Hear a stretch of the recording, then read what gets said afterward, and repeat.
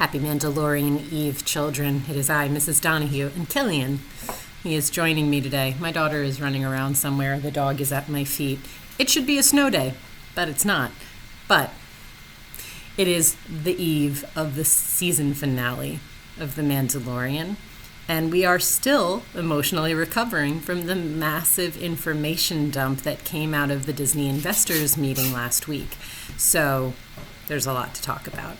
I'd like to start by posing theories for Mandalorian season finale. One, I think it's easy to expect that we're going to get a reunion between Mando and Grogu, but they already greenlit season 3.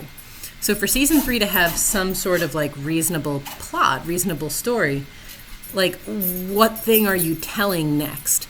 Was the point of season 1 to keep them together?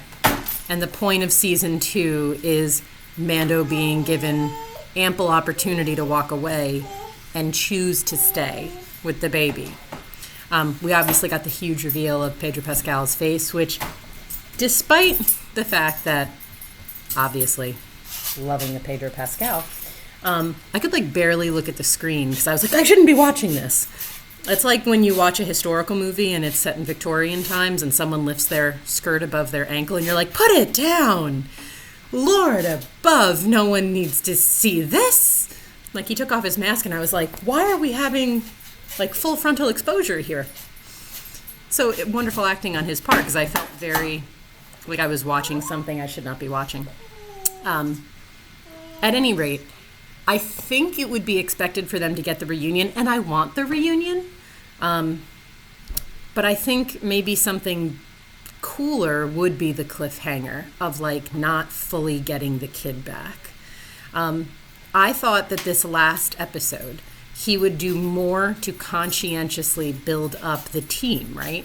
You need that Infinity Endgame kind of feeling where he's going to get Bo-Katan and the Night Owls, and he's going to go get Ashoka Tano, and he's going to bring Karras Theodune and all the others in. We have Boba Fett, we have Fennec Shan. We need a team of 10 highly trained, pissed off people to storm an entire Imperial cruiser and basically take it down with what should be a laughably small force.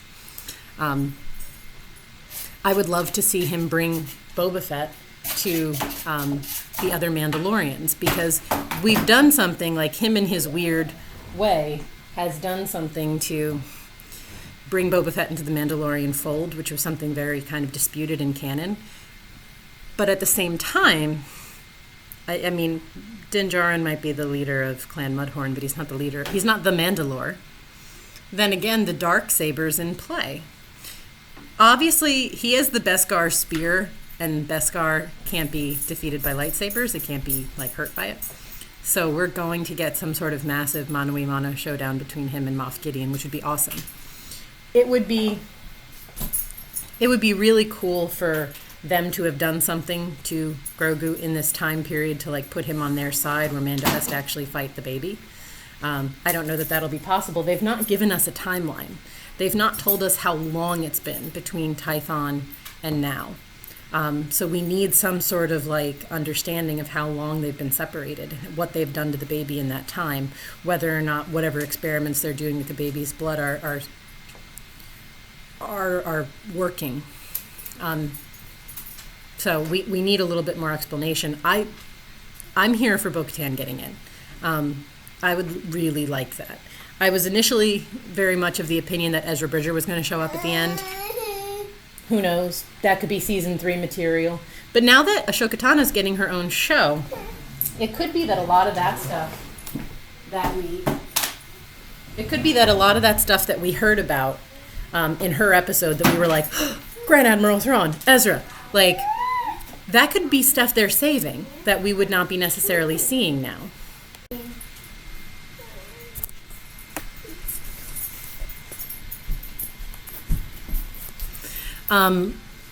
I'm here for those kind of things. I would be very, very curious if they end on sort of a darker, cliffhanger note. It is a kid show on a kid platform, so maybe they don't, maybe they go more expectation. But a lot of people have drawn comparisons between like season 1 being more like A New Hope and this being more like Empire. And Empire ends on kind of a dark cliffhanger. So I'd be interested in that. Other things to discuss are the massive, it's too much to discuss really in one sitting, but to discuss some of what has been dropped by the Disney powers that be, and specifically by Kevin Feige. This is what it's like to teach at home.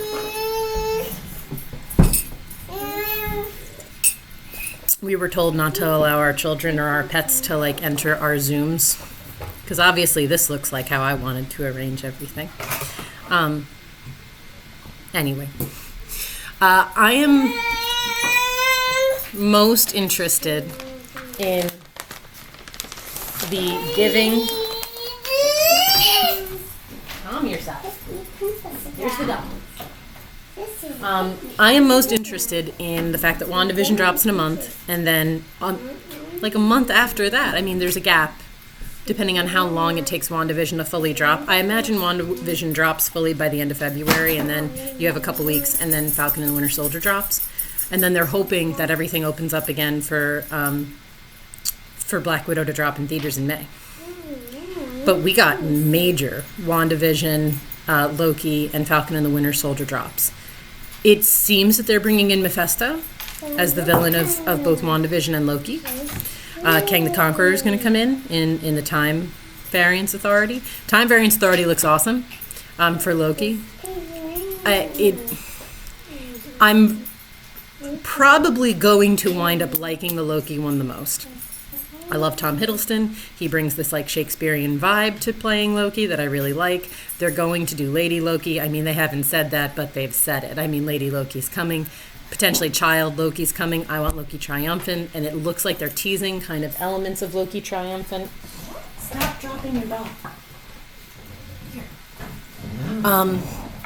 So I'm probably at the end of all of this going to be the most excited for Loki. However, Falcon and the Winter Soldier ringing all the Captain America bells for me. And you stretch your legs too much, you're going to break her. Shh, he's not going to break the doll. I have liked the Cat movies more than any of the other movies. And the writing team that made them so successful is not the showrunners, but it seems that the showrunners are taking many cues from them. So that's potentially really exciting to me as someone who thought they were the strongest grouping of films to date. As someone who put out a whole video telling you why I didn't like Captain Marvel, if you want the thing, why do you keep dropping it? Here, take Godzilla. I made a whole video of why Captain Marvel's Brie Larson was like really bad casting and why the movie failed and everything. And it seems that Kevin Feige, I mean, obviously watched it and agrees. It seems that Kevin Feige low-key agreed anyway. So Kevin Feige's put in Ironheart was announced, Miss Marvel casting shown, and basically said yes to America Chavez. He said that's the casting that they put in Doctor Strange. Check all the 3 boxes of people who could well replace Captain Marvel. It seems that Brie Larson left a bad taste in a lot of people's mouths. And it's just through the very nature of, like, as a feminist, she's just force-feeding feminism in the worst way to do it, and kind of ignoring the basic tenets of it and trying to overstate what's happening. And it's just... Marvel doesn't need you to make it more feminist. It's pretty stinking feminist as it is. The source material itself does the job. So you didn't need to, like, put an extra layer and sprinkles on top. It's already done. But I'm excited to kind of see them phase her out, because initially the rollout insinuated that she would be team leader after Cap left. Now they seem to be pushing more Wanda, which is exciting because mutants. There was apparently some whispering that they're going to say that Sokovia was this center for powerful people, or potentially powerful people, which is a big hint at mutants. being sort of geographically located around Sokovia. I don't know how they're necessarily saying Sokovia related to World War II in the universe of the Avengers, because in the Marvel universe, in the comic book universe, there was a lot being done with like Eric Mencher, Magneto, and World War II in concentration camps. I would be interested to know how Sokovia fit into that puzzle in sort of Eastern Europe in World War II. I don't have that background. I don't know it off the top of my head. So if you guys know, let me know. I'm curious because there's a lot of opportunity to retcon Magneto here. You could retcon him directly. You could have him be the actual father of the twins, maybe one that their mother decided to leave and like raise the kids with someone different, which has happened. Or you could have him be like this grandfatherly figure, if you wanted to put extra time between them, because they're meant to be younger. They were meant to be teenagers in Age of Ultron. And even in Civil War, Cap makes an offhanded comment like, Wanda's a teenager. She's not like an international terrorist. So at that point, it would make Magneto old enough to be their grandfather. And if they only knew him as like Eric Mencher, our mother's father, and then we're like, who? What could he do? Or maybe he escaped and is living privately somewhere and comes back out. There's a lot of opportunity. Also, in Falcon and the Winter Soldier, Madripoor was like confirmed, and they're doing something interesting with what is probably going to be the Thunderbolts, but is not really looking like it now, sounding like it now, but it will probably become it. If they're bringing in Madripoor and they're bringing in another detail, there's a lot of Wolverine possibilities. So in the trailer for Falcon and the Winter Soldier, and people with better eyes than me found this, and I'm not the most intelligent person when it comes to doing these trailer breakdowns.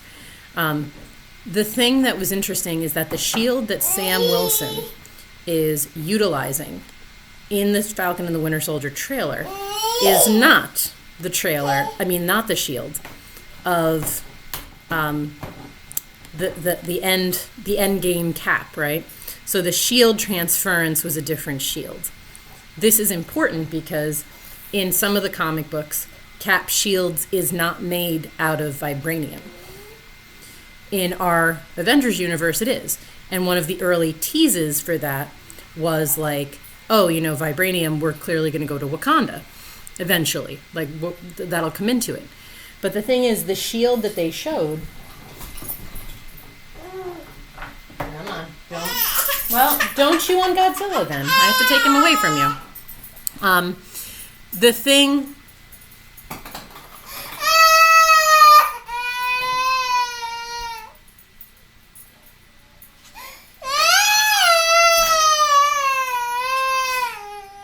Proto-adamantium is the answer. It should be a snow day. It's not.